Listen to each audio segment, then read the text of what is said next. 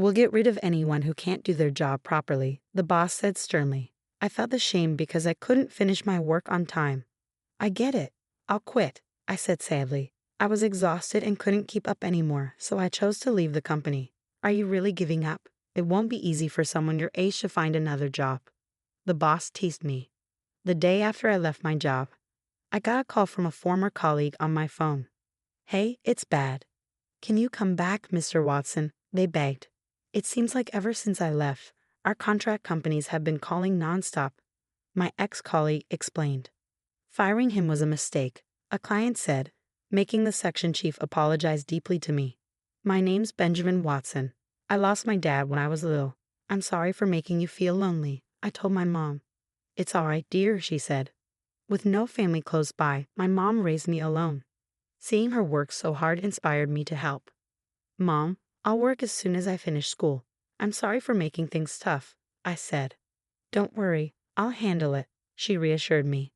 Getting a job right after high school wasn't easy. I applied to many places but couldn't even get an interview for most. I was without a job for about a month. Then finally, one company gave me a chance. It was a sales job at an insurance company. I was nervous because I'd heard that working in insurance sales was tough, with strict targets to meet. But I really wanted to help my mom and have a job. So I went to the interview determined to do my best. Luckily, they hired me right away, maybe because they saw how keen I was or maybe they needed someone urgently. Now, after 35 years, I'm still working in sales, dealing with big clients. My sales just about meet the targets each month and I haven't moved up in the company. But I think my hard-working nature still shines through. My clients trust me because I treat them well. A client wants to ask about insurance. Is that all right? One person asked. Can I come by this afternoon? Another person wanted to know. Of course, I'd be glad to help, I answered. Even on my days off, if someone needed me, I'd go to them. I just wanted to make sure they felt better about things. Mr. Watson, do you take enough time off? A colleague asked me. Yeah, I do, I said, but maybe I didn't really. You say you do, but I bet you're not really taking enough time off, right? It's not fair that clients get days off, but it feels like salespeople don't, she pointed out.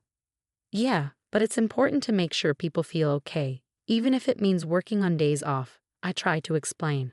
The workload kept getting bigger, but I kept going because I wanted to help others. And even though it was tough, hearing clients say thank you made it all worth it. It's so helpful that you come whenever I need you. Thank you, a client said. No problem, feel free to call me anytime, I replied. One of my bosses didn't like the way I worked. You must feel pretty good about yourself, selling such low-cost insurance. Section Chief Howard said, not impressed. I'm not trying to show off, but every insurance policy matters when you think about what the client needs, I replied, sure of myself. Section Chief Howard was recently transferred from headquarters to our sales department. Unlike me, who only graduated from high school, he's an elite with a degree from a top university. It seems like the head office has high hopes for him, given that he's become a section chief almost 20 years younger than me. Do you think you're better just because you've been here for over 30 years and still haven't moved up? He fired back. From Section Chief Howard's perspective, it probably seemed like I wasn't up to the task. And honestly, looking at my sales numbers, I couldn't really argue. Since you're part of my team, I need good results from you. My own success depends on it, Section Chief Howard emphasized. It looked like Section Chief Howard was really aiming for a higher position, and he was pushing hard for it. While that ambition isn't a bad thing, I couldn't agree with his approach. Listen, everyone, selling low-cost stuff to small businesses won't make us much money. Aim for the big clients and sell them our top products. Section Chief Howard motivated the young sales team and sent them out. Section Chief Howard's strategy was to sell top-tier insurance to big clients, meaning policies with the highest premiums. I wasn't a fan of this approach.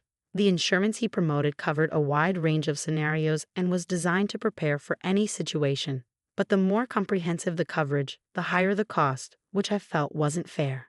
Insurance shouldn't be a daily burden, covering things the client might not even need, I argued. But Section Chief Howard's response was all about creating anxiety in clients and convincing them they needed extensive coverage. He called it a sales skill. But to me, that didn't make sense.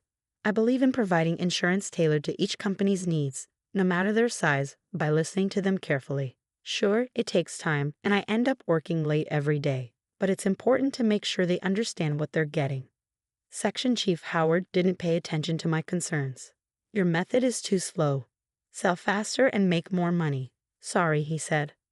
Despite his apology, I kept doing things my way, even though it meant going against my boss. But I couldn't say for sure that my way was the best.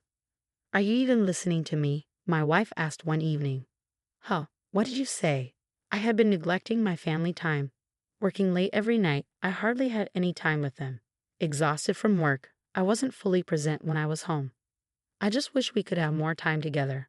I'm sorry, I'm just exhausted from work. I apologized. You really need to rest on your days off.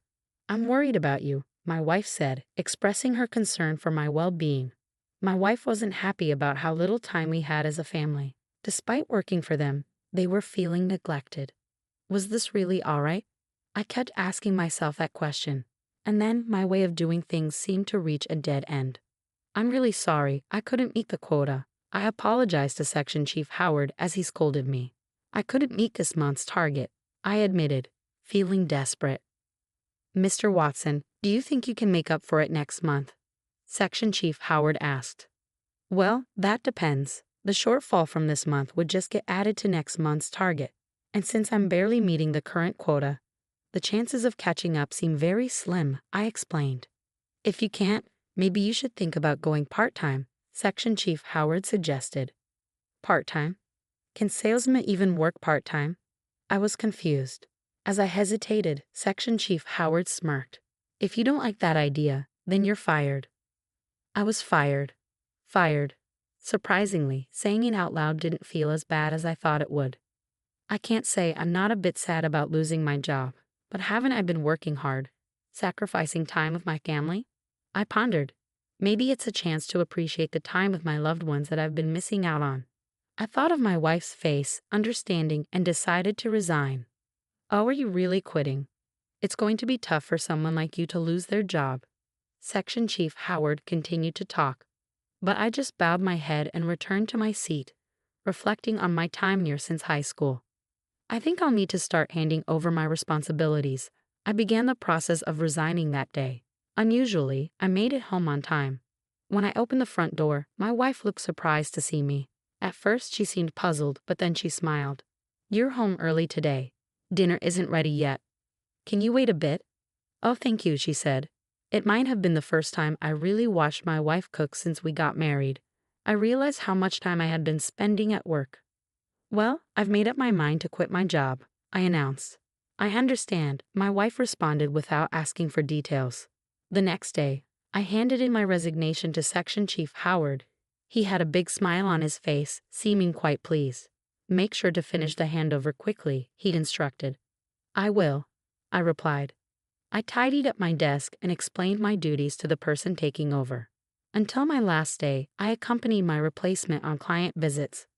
What? You're leaving, Mr. Watson? A client exclaimed. Yeah, well, many clients tried to convince me to stay, but I politely bid them farewell.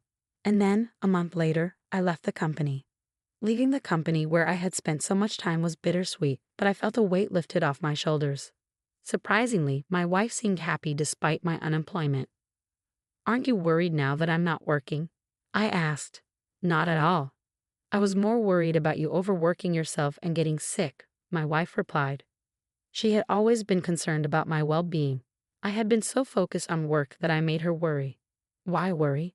You've worked hard all this time. It's okay to take a break now, she reassured me. Thanks for always looking out for me. How about we go on a trip? We have plenty of time now, I suggested. That sounds wonderful. Let's go to a hot spring and relax after all those years of hard work, my wife agreed. My wife was thrilled when I suggested a trip, so the next day we quickly set off on a hot spring getaway. However, while we were relaxing together, I received a call from a former colleague on my smartphone. What's wrong? It's really bad, Mr. Watson. Please come back, the voice pleaded urgently.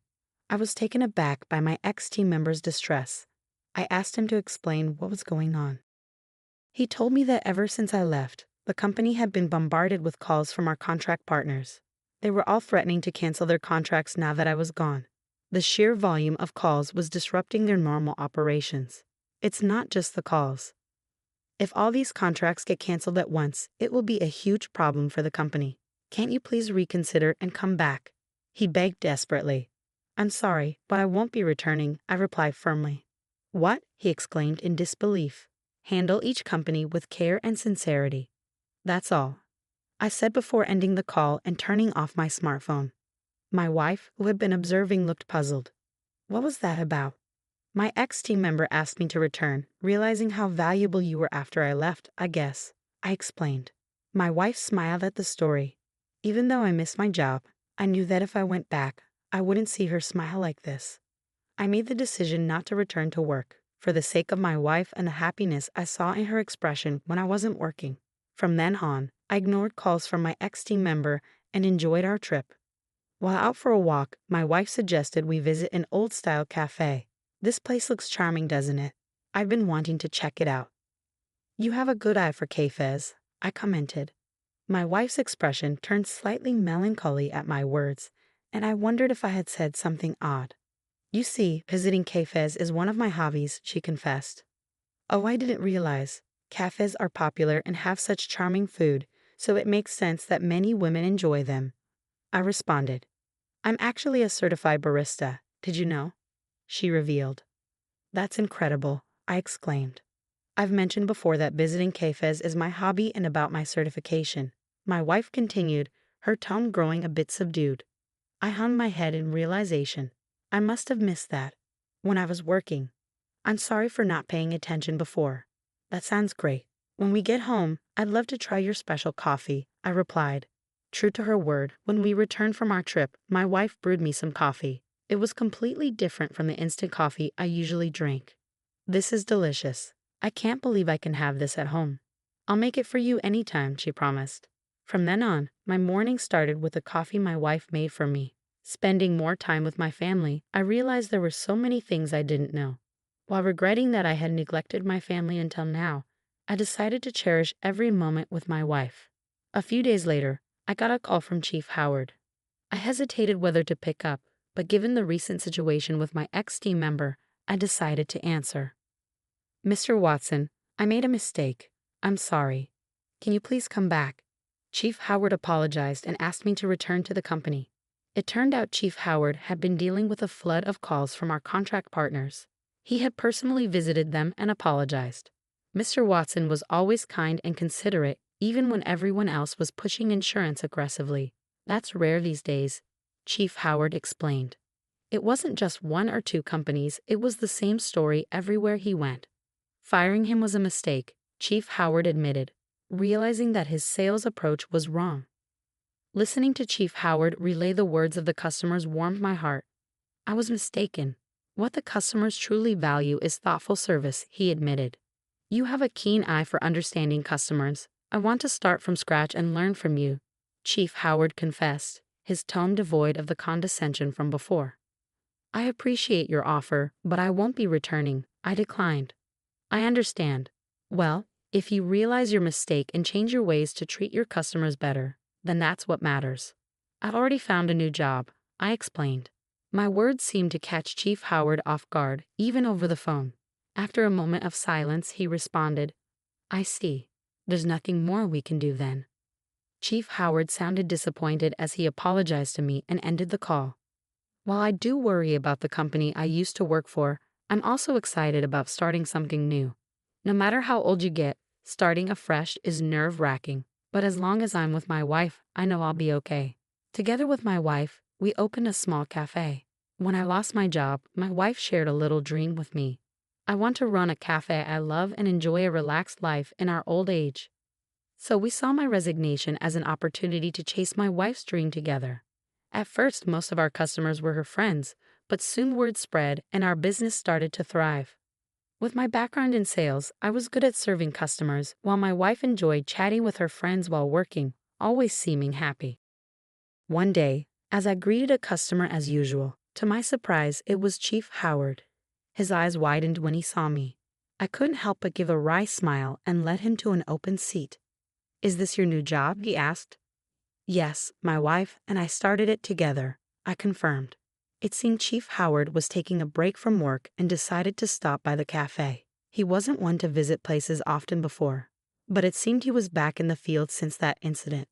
"You look really happy now, Mr. Watson. Are you?" he observed. Thinking back, I always seemed tired when I was at the company. He might be onto something. I used to feel guilty about not spending enough time with my wife. Now I'm enjoying my work while being with her. "You seem to be enjoying yourself too. You look more energetic than before," I noticed. "I'm training to be like you, Mr. Watson. You're my role model," Chief Howard said before checking his watch and getting up. "I'll bring everyone from work next time." "Thank you for the meal," he said before leaving the cafe, seeming upbeat. It looks like Chief Howard is on a path to further growth from here. "Honey, I made coffee," my wife called out. "Great, thank you," I replied. After closing the cafe, we sat together at the counter, enjoying the coffee my wife brewed. Today had been busy, but it felt nice to sit here with her. We talked about the day's work. It was a calm and special moment, and it was all thanks to my wife. "Thank you for everything," I said to her. "Why so serious all of a sudden?" she asked. "I've decided to treasure these moments of happiness with you from now on."